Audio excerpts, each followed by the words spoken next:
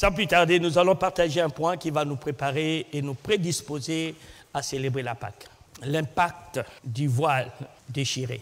Nous sommes dans les livres de Matthieu, chapitre 24 et 27. On va lire ensemble le verset 50 jusqu'au verset 52.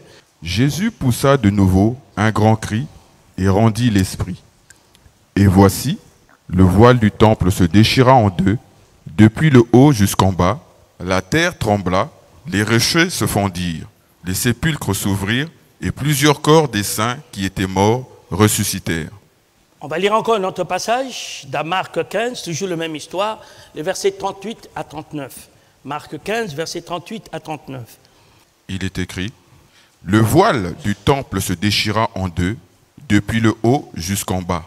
Le centenier qui était en face de Jésus, voyant qu'il avait expiré de la sorte, dit, « Assurément, cet homme était fils de Dieu. » Et dernière, toujours dans le même pensée, nous sommes dans Luc 23, versets 45 à 49. Luc chapitre 23, versets 45 à 49. Il est écrit, « Le soleil s'obscurcit et le voile du temple se déchira par le milieu. Jésus s'écria d'une voix forte, « Père, je remets mon esprit entre tes mains. » Et en disant ces paroles, il expira. Le centenier, voyant ce qui était arrivé, glorifia Dieu et dit, « Certainement, cet homme était juste. » Et tous ceux qui assistaient en foule à ce spectacle, après avoir vu ce qui était arrivé, s'en retournèrent, se frappant la poitrine. Tous ceux de la connaissance de Jésus et les femmes qui l'avaient accompagné depuis la Galilée se tenaient dans l'étonnement et regardaient ce qui se passait. On parle d'un événement qu'on appelle était devenu comme un spectacle. Vous savez, quand on utilise le terme spectacle, c'est lorsque quelque chose d'intéressant, de magnifique, d'extraordinaire, de mouvement s'est produit. Et la Bible dit par un événement qui va se produire sur la croix, qui ne va pas laisser les gens ou le peuple qui était là indifférent. Et certains même commenceront à prophétiser. Et ils reconnaîtront que Jésus-Christ est le Fils de Dieu.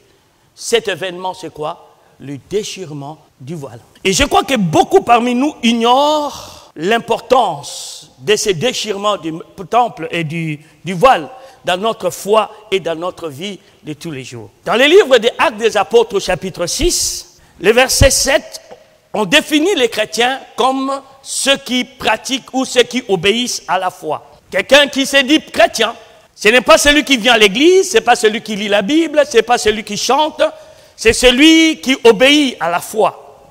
En d'autres termes, qui pratique la foi. Donc je peux venir à l'église sans être un chrétien. Je suis dans Acte 6, verset 7. Je deviens chrétien le jour que je commence à obéir, à pratiquer la foi, à agir selon la foi. La foi, bien sûr, la foi en Christ. Agir, à parler selon les acquis de la rédemption. À produire des actions par rapport à la connaissance que j'ai de Dieu. Donc, on nous dit, être chrétien veut dire obéir à la foi. Celui qui n'obéit pas à la foi, il a renié sa chrétienté. Quelqu'un peut dire amen avec moi. Or, la Bible dit encore, dans Romains au chapitre 10, les versets 17, on va nous le mettre. Or, la foi, ainsi la foi vient de ce qu'on entend de la parole de Dieu ou de Christ. Donc, si je suis quelqu'un qui doit obéir à la foi, alors on dit ainsi la foi vient de ce qu'on entend. Un croyant ou quelqu'un qui veut obéir à la foi, il doit avoir suffisamment d'informations sur Christ, sur la rédemption, sur la parole de Dieu. Parce qu'on vous dit, la foi vient de ce qu'on entend. Et ce qu'on entend de la parole de Christ. Donc si moi je n'ai pas d'informations sur Christ, sur son œuvre rédemptrice, ce que je prétends être la foi n'est pas la foi, c'est la folie. Il faut que ma foi soit basée sur des informations sûres, sur les informations véritables qui proviennent de la rédemption et de la personne de Jésus-Christ. Y a-t-il quelqu'un qui dit amen avec moi?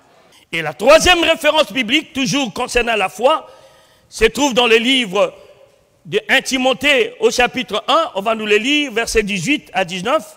J'aimerais que nous puissions le lire. Et qui a son pareil, qui est dans toujours 1 Timothée 6, verset 12.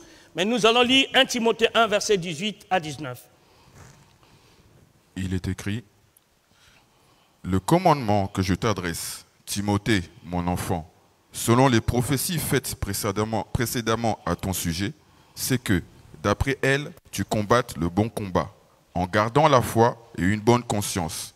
Cette conscience, quelques-uns l'ont perdue et ils ont fait naufrage par rapport à la foi. Voyez-vous, on vous dit, le commandement que le Seigneur, Timothée adresse, Paul adresse à Timothée, il veut que Timothée combat les bons combats.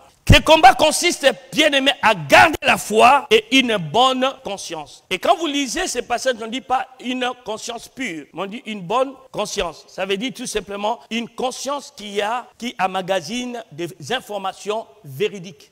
Une conscience qui retient, qui reconnaît des vérités bibliques. Donc si ma foi n'a pas une conscience pure, c'est-à-dire j'ai peur, ça veut dire ma conscience n'a pas magasiné des bonnes informations. Pourquoi as-tu peur, gens de peu de foi? Pourquoi ma conscience n'a pas magasiné des bonnes informations? Mais si ma conscience a magasiné, c'est ce qu'on dit une bonne conscience. Parce que ma conscience, ma manière de penser est influencée par la parole de Dieu, est influencée par les acquis de la rédemption. Et nous avons dit, il y a un événement qui s'est produit le jour de la Pâque qui est un spectacle qui a bouleversé tout le monde, qui a changé de donne le jour de la crucifixion. C'est le déchirement du voile.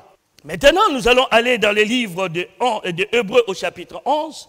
Nous allons lire quelques versets, verset 28 jusqu'au verset 29.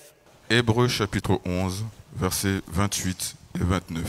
Il est écrit, « C'est par la foi qu'il fit la Pâque et l'aspersion du sang, afin que l'exterminateur ne touchât pas au premier-né des Israélites. C'est par la foi qu'ils traversèrent la mer Rouge comme un lieu sec, tandis que les Égyptiens qui en firent la tentative furent engloutis. » Pourquoi j'ai commencé mon message par la foi? Tout simplement, on vous dit, ceux qui veulent faire la Pâque doivent les pratiquer par la foi. La Pâque n'est pas une tradition. La Pâque est une expression de la foi. C'est fait uniquement pour les hommes et les femmes qui ont la foi. Et toi qui veux pratiquer, célébrer la Pâque, parce que c'est une recommandation divine, on dit, Christ, notre Pâque a été immolé, nous devons le célébrer. Alors si tu veux célébrer la Pâque que Dieu va agréer, il est indispensable que tu aies la foi. Si tu n'as pas la foi, ça sera qu'une coutume, une tradition. Tu vas acheter des chocolats, tu vas donner à tes enfants, vous allez manger, et puis ça va s'arrêter là. Sans comprendre les vertus, sans comprendre le bien fondé de la Pâque. La Pâque te protège d'exterminateurs. On dit, elle te permet aussi de sortir de quelque chose, de traverser une situation. Mais à une condition, ceux qui les pratiquent doivent avoir la foi. Lorsqu'il y a eu la célébration de la Pâque, on vous dit, on célèbre la Pâque pour commémorer l'immolation de Jésus. En d'autres termes, la crucifixion de Christ. Et dans la crucifixion, il y a eu beaucoup de choses qui se sont produites. Quand Christ était sur la croix, que tout croyant, tout racheté doit chercher à connaître le sens de ces choses. Parce que ta foi vient de ce qu'on entend. En d'autres termes, de ce que tu connais. Si tu ne connais pas certaines choses ou des choses qui se sont produites sur la croix, alors ta foi est vaine. Elle n'a pas de matrice.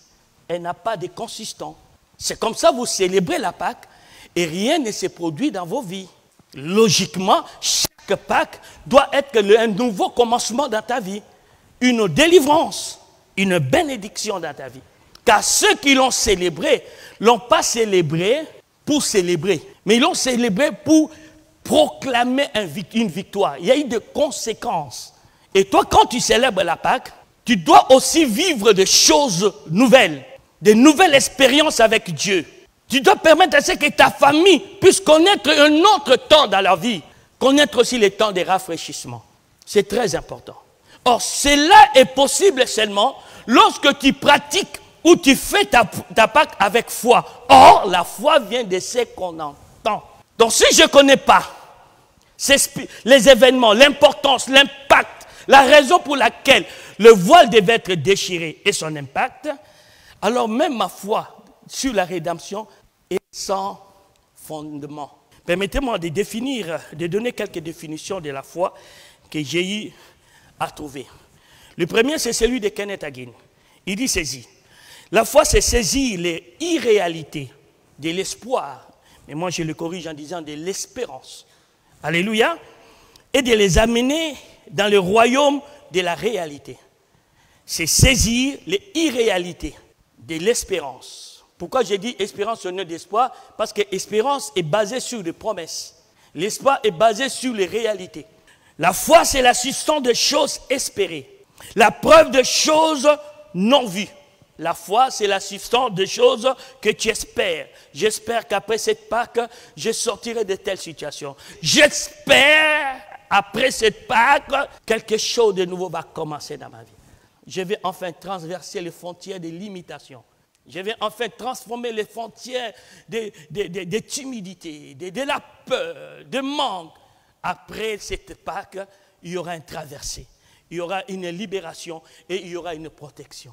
Alors, c'est là que je me suis dit moi-même, en réalité, on doit comprendre la foi comme une force qui transforme la vérité, qui est quelque chose d'invisible, qui est la parole de Dieu, à la réalité, de quelque chose de palpable, de tangible. La vérité reste la vérité dans tous les continents du monde, dans tous les âges et dans toutes les époques. On vous dit par exemple, c'est par ces maîtrissures que vous avez été guéris. Ça, c'est la vérité. Mais en réalité, tu peux être malade.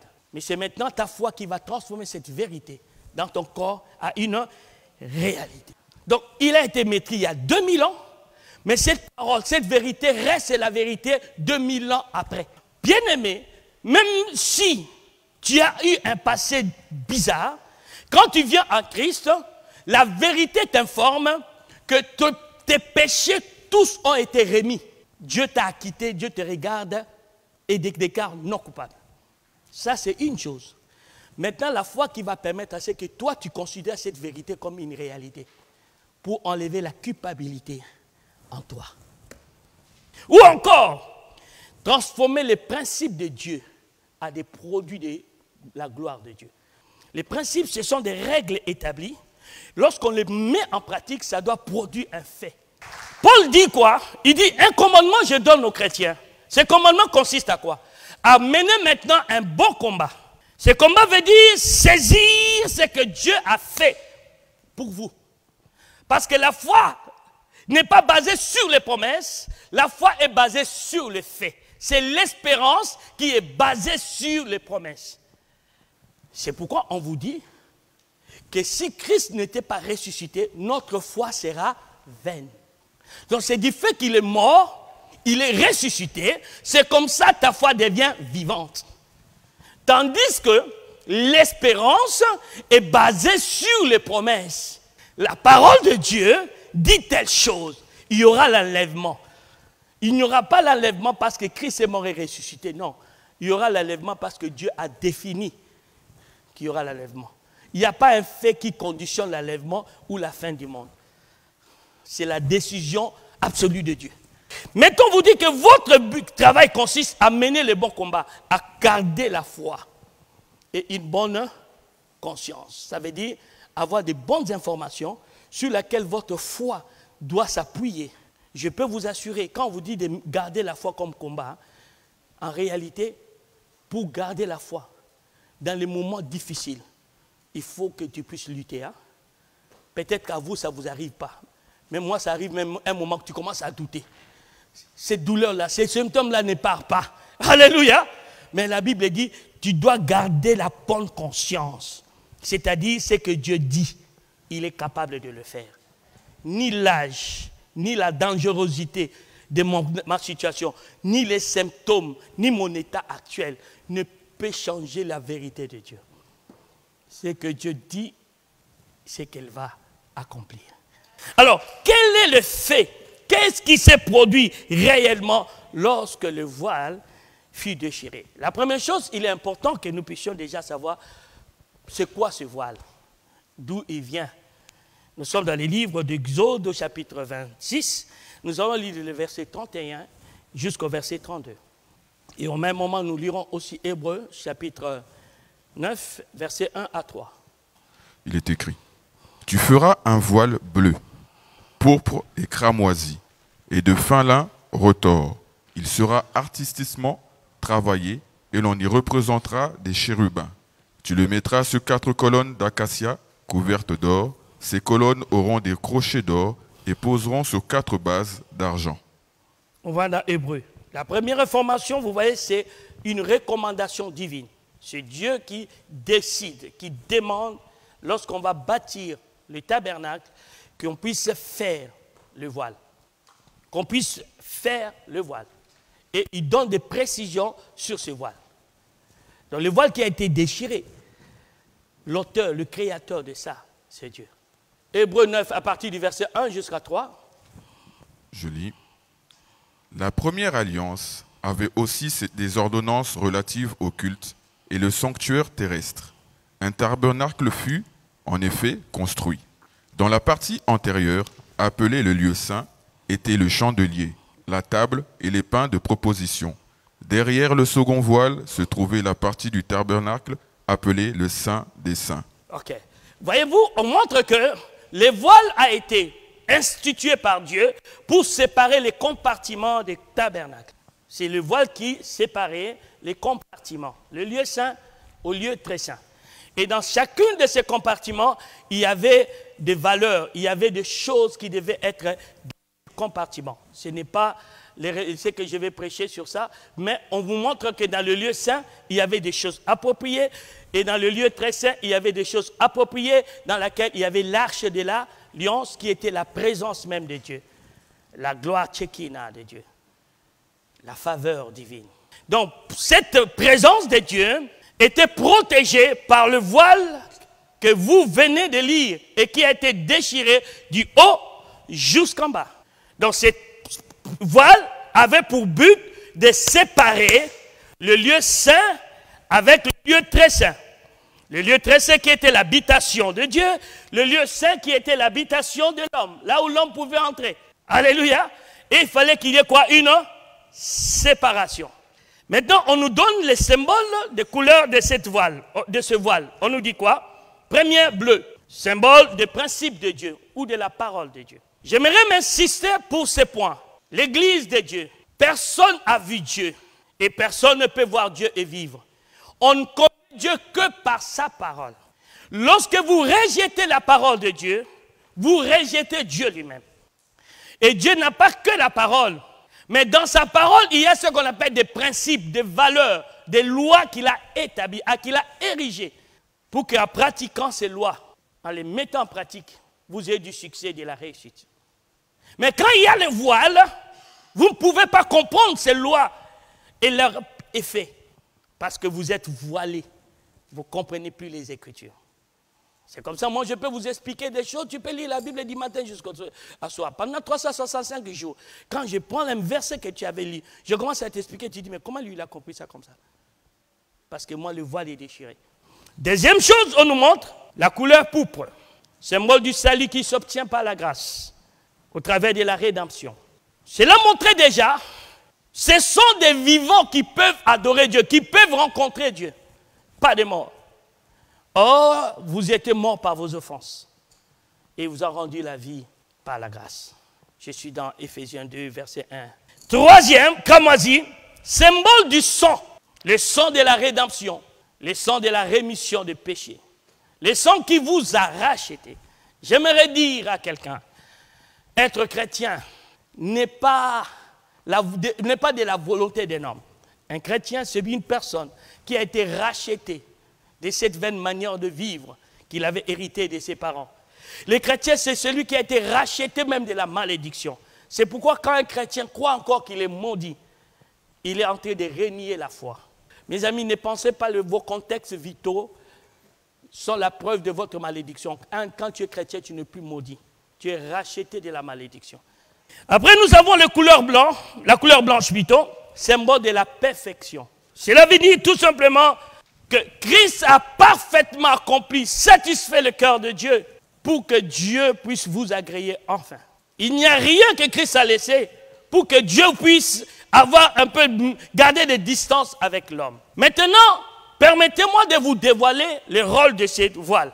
Pourquoi Dieu a institué les voiles? Parce que ça a été déchiré. Pourquoi Dieu avait institué ces voiles? La première chose, vous avez remarqué ou vous avez constaté, le voile séparait les vesticules ou les cellules des tabernacles. En d'autres termes, quand il y avait le voile, l'homme était séparé de Dieu. Que ce soit après la mort de Moïse et de la déchéance d'Adam, que ce soit dans l'époque de la loi mosaïque, l'homme était toujours séparé de Dieu. Or, lorsque tu sépares l'homme avec Dieu, il meurt. C'est ça la mort. Tout ce qui existe parce qu'ils sont attachés à leur origine ou à leur terre de prédilection. C'est-à-dire, les arbres, hein, si tu les déterres, ça va sécher. Vous êtes d'accord avec moi? Et Dieu aussi a créé l'homme en parlant de lui-même.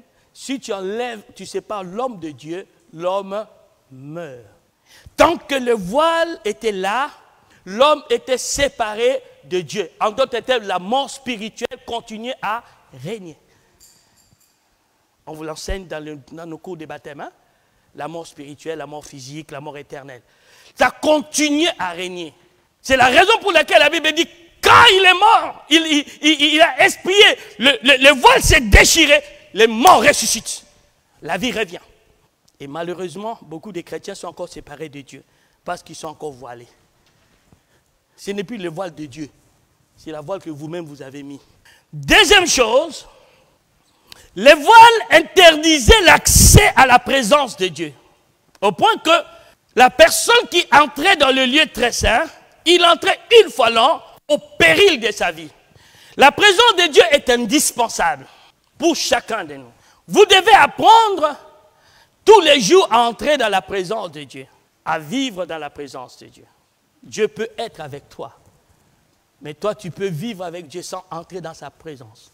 La présence de Dieu est une atmosphère. La présence de Dieu est un lieu. La Bible dit si quelqu'un est en Christ, il est une nouvelle création. On ne dit pas si quelqu'un est avec Christ. On ne dit pas si Christ est à une personne. On dit quand toi, tu es maintenant en Christ. Et j'aimerais enchérir sur ce point. Parce que beaucoup de chrétiens ne cultivent pas l'art d'entrer dans la présence de Dieu. Nous sommes dans les livres des psaumes au chapitre 16, verset 11. Il est écrit, « Tu me feras connaître le sentier de la vie. Il y a d'abondantes joies devant ta face, des délices éternelles à ta droite. » Voyez-vous pourquoi votre vie est triste? Voyez-vous pourquoi des fois les chrétiens vous menez une vie misérable? Ce n'est pas parce que Dieu n'est pas avec vous, mais parce que vous ne savez pas accéder dans sa présence. La Bible dit il y a d'abondance joie devant sa face et des délices éternelles à sa droite. Même dans des pays de pénurie, même dans des endroits difficiles, il y a, quand tu es dans la présence de Dieu, même les déserts, tu ne les sens même plus. Tu es dans la présence de Dieu, tout le monde a peur de Covid, toi tu ne les sens même pas. Parce qu'on dit qu'il y a des délices éternelles dans sa présence, dans sa droite. Il y a d'abondantes joies. Il faut que tu arrives à pratiquer la présence de Dieu. Tu verras même ton mariage, la joie va revenir. Tu vas retrouver tes enfants, la vie va venir. Parce que c'est dans la présence de Dieu. L'homme n'a jamais été créé pour vivre loin de la présence de Dieu, ni en dehors de la présence de Dieu. La présence de Dieu était symbolisée par ce qu'on appelle le jardin d'Éden. C'était ça la présence de Dieu. Et quand Dieu s'est séparé de l'homme, il a chassé loin de sa présence. Mais maintenant, vous êtes réconciliés avec Dieu par Jésus-Christ. Pourquoi vous n'arrivez pas à pratiquer la présence de Dieu?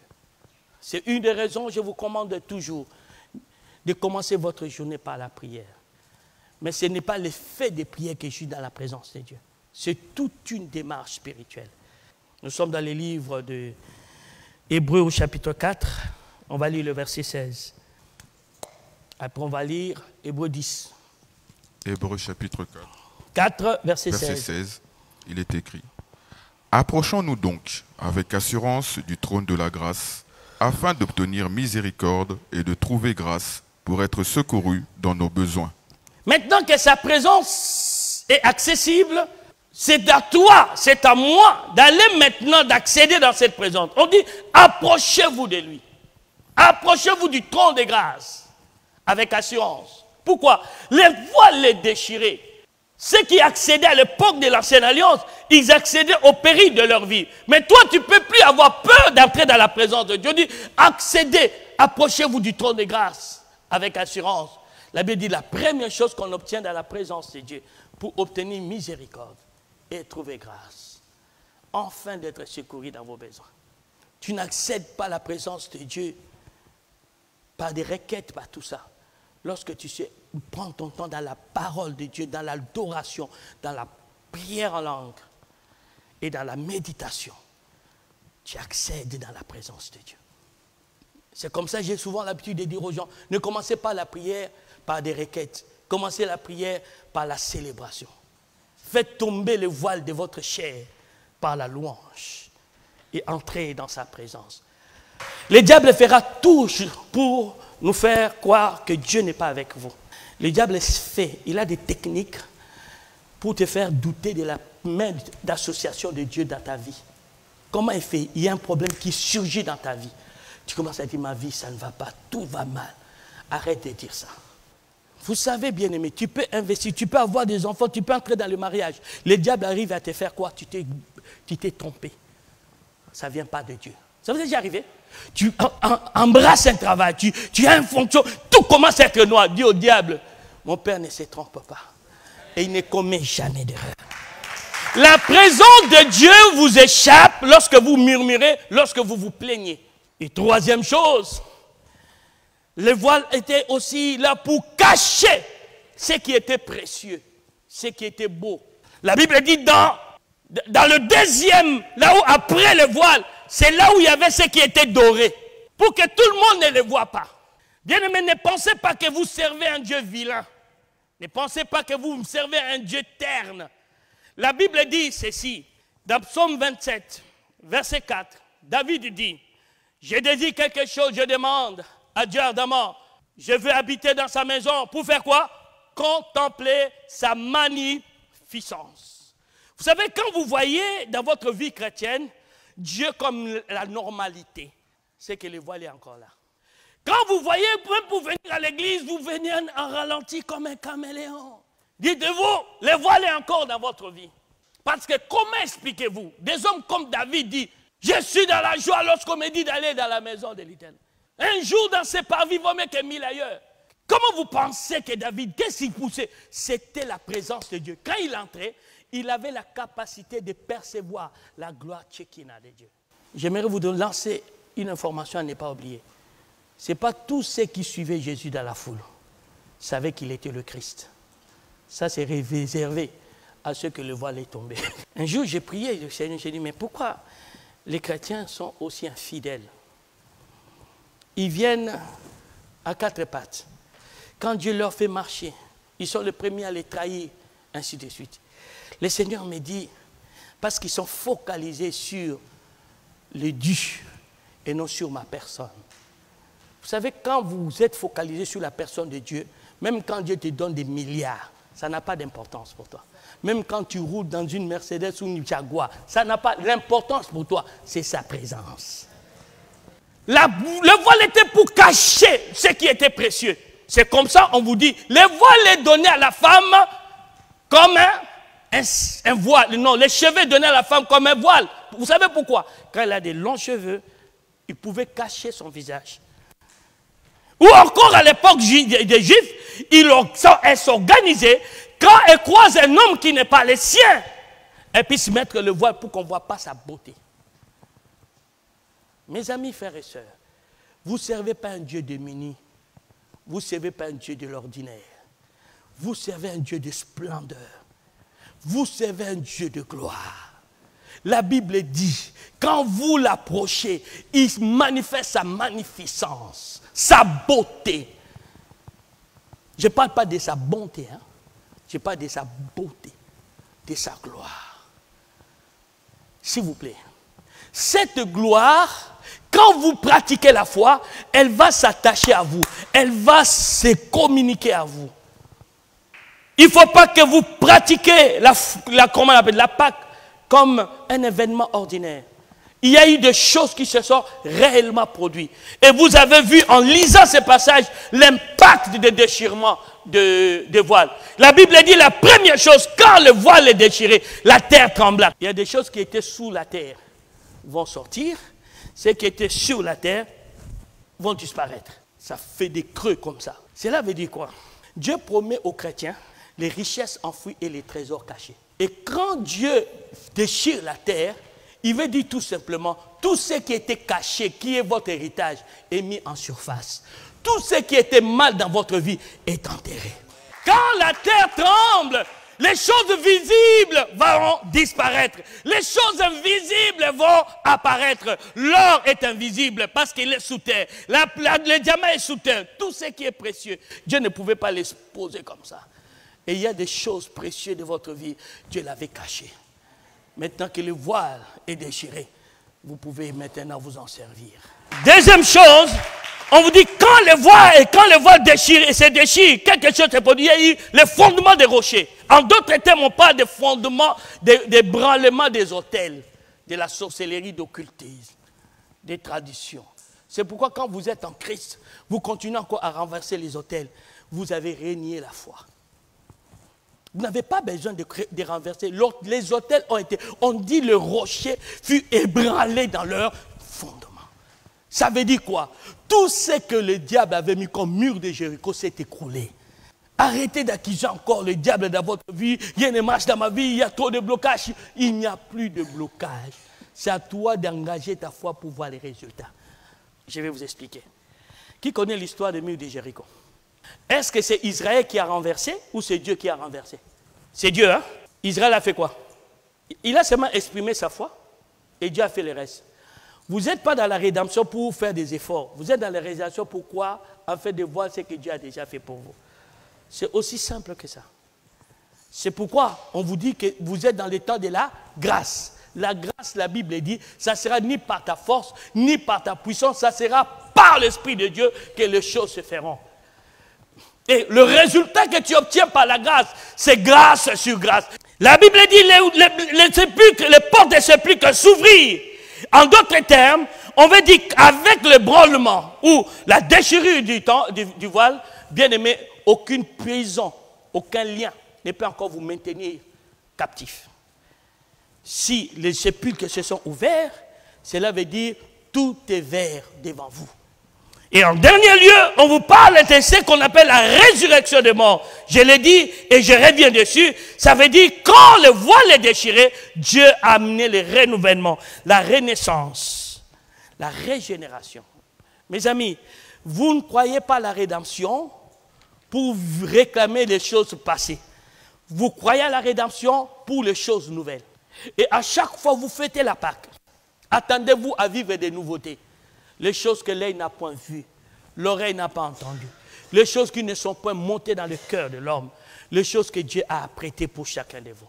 Voilà pourquoi le voile a été déchiré. Et voilà l'impact des voiles dans votre vie. Et quand vous ignorez toutes ces informations, vous pouvez dire, Seigneur, le voile était déchiré. Mais ça n'aura aucun impact dans votre vie parce que vous êtes ignorant de la vérité. Or, la foi vient de ce qu'on entend de la parole de Christ.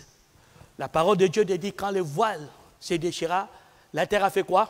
Donc ce qui était caché va sortir, ce qui était inutile va être enterré. Voyez-vous? Parce que le voile est déchiré, les rochers vont se fondre parce que le voile est déchiré. Les sépulcres vont s'ouvrir parce que le voile est déchiré. Tu ne resteras plus dans la prison de l'addiction parce que le voile est déchiré.